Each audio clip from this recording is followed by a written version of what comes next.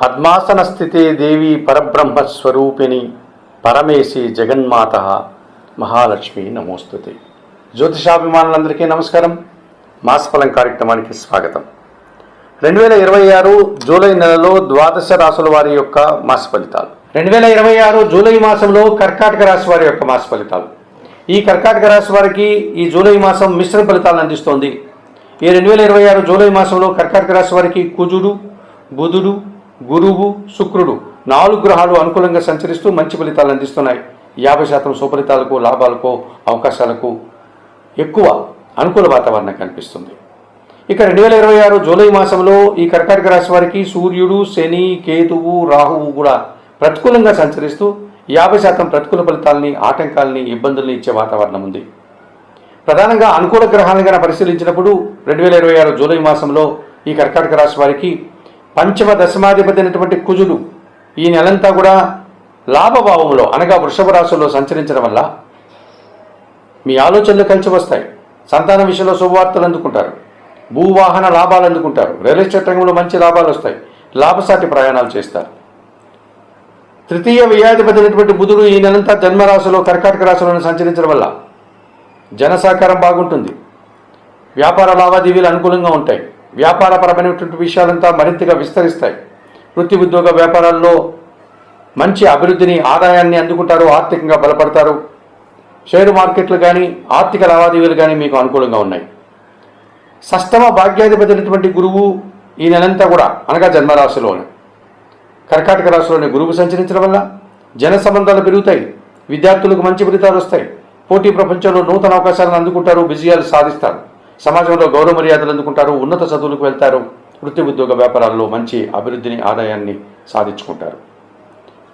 చతుర్థ లాభాధిపతి అయినటువంటి శుక్రుడు ఈ నెలలో ద్వితీయంలో సింహరాశిలో సంచరించడం వల్ల కుటుంబంలో శుభ కార్యక్రమాల నిర్వహణ జరుగుతుంది. విందు వినోదాల్లో పాల్గొంటారు. వృత్తి ఉద్యోగ వ్యాపారాల్లో రాణిస్తారు. వివాహాది శుభ కార్యక్రమాల్లో పాల్గొంటారు. స్త్రీజన సహకారంతో సంతోషంగా, ఆనందంగా పనిచేస్తారు. కుటుంబ సౌఖ్యాన్ని కూడా అందుకుంటారు. మీ మాటకు విలువ పెరుగుతుంది. 2026 జూలై మాసంలో ఈ కుజుడు, బుధుడు, గురువు ఈ రకంగా అనుకూలంగా సంచరిస్తూ 50 నుంచి 55% సుఫలితాలను అందిస్తున్నారు.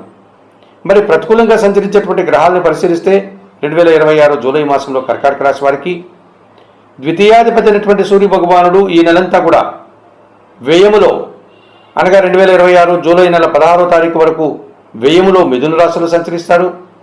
జూలై నెల 16 తర్వాత ఆయన జన్మరాశిలో అనగా కర్కాటక రాశిలోకి ప్రవేశించి ఆయన సంచారం జన్మరాశిలో కొనసాగుతుంది.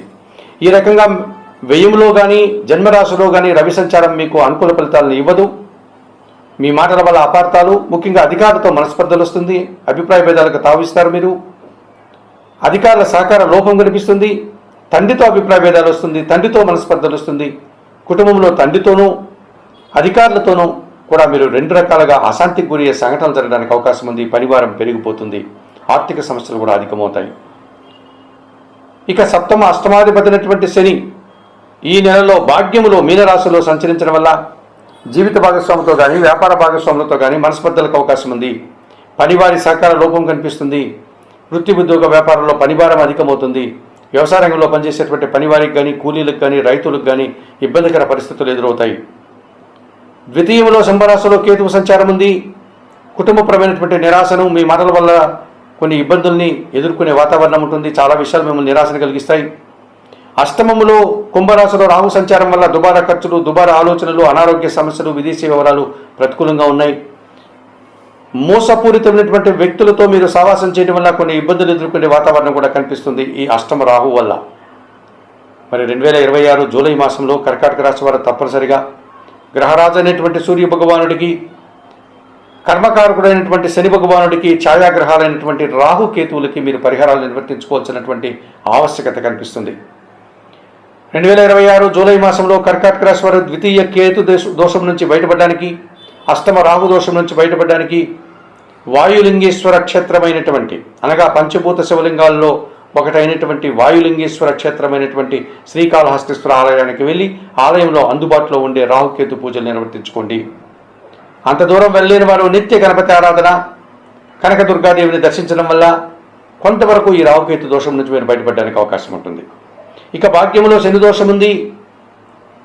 శనివారం రోజు ఆంజనేయ స్వామిని సందర్శించండి, సుందరకాండ పారాయణం చేయండి, ఆంజనేయ స్వామికి తమలపాకుల పూజ కానీ సింధూర పూజ కానీ నిర్వర్తించండి.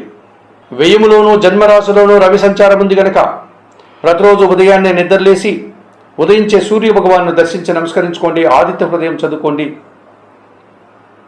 పక్షులకు ఆహారంగా గోధుమలను అందించండి. మరి 2026 జూలై మాసంలో ఈ కర్కాటక రాశి వారు గోధుమలను, ఉలవలను, మినుములను పక్షులకు ఆహారంగా అందించడం కానీ పేదవారికి దానం చేయడం కానీ చేయడం వల్ల మరింతగా మంచి ఫలితాలను పొందగలుగుతారు. 2026 జూలై మాసానికి గాను చెప్పినటువంటి విషయాలన్నీ స్వీకరిస్తూ పరిహారాలంతా కూడా పాటిస్తూ జ్యోతిషాభిమానులైనటువంటి మీరందరూ కూడా ఆయుర ఆరోగ్యాలతో ఆర్థికాభివృద్ధిని పొందాలని మనస్ఫూర్తిగా కోరుకుంటూ సర్వే జనా సుఖినో భవంతు. నమస్కారం.